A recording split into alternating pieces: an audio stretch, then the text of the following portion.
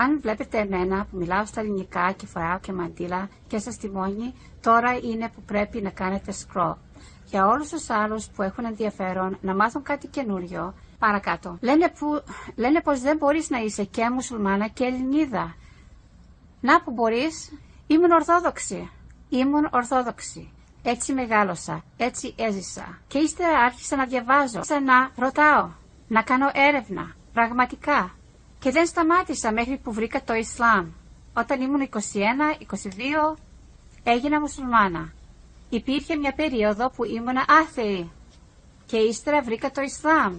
Το Ισλάμ είναι μόνο θεϊστική θρησκεία. Δεν πιστεύουμε σε είδωλα, δεν έχουμε εικόνες και αγάλματα, δεν έχουμε αγίους, έχουμε μόνο τον Θεό.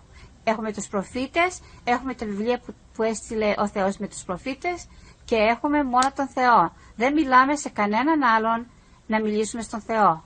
Ούτε στον παπά, ούτε στον προφήτη, απλώς έχουμε σχέση ένα-ένα με τον Θεό. Εσείς μπορεί να κληρονομήσετε τη θρησκεία σας και να μην θέλετε να κάνετε έρευνα παραπάνω. Αλλά από την χώρα που ήρθε η δημοκρατία, η αρχαία δημοκρατία δεν είχε τις γυναίκες μέσα, ήταν μόνο για τους άνδρες. Αν πιστεύετε στη δημοκρατία και μπορεί κάποιος να κάνει επιλέξεις, να έχει το δικαίωμα να κάνει αποφάσεις για τον εαυτό του, τότε πρέπει να σταματήσετε να είσαστε κλειστόμυαλοι, να σταματήσετε τα αισχρά λόγια στα σχόλια και τις απειλές που είναι πάρα πολύ.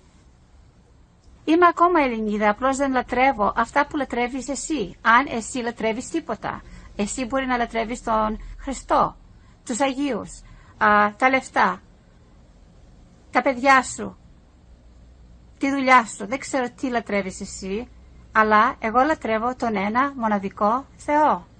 Και ναι, ακόμα συνεχίζω να είμαι Ελληνίδα. Δεν υπάρχει πρόβλημα να ανοίξεις ένα βιβλίο να διαβάσεις.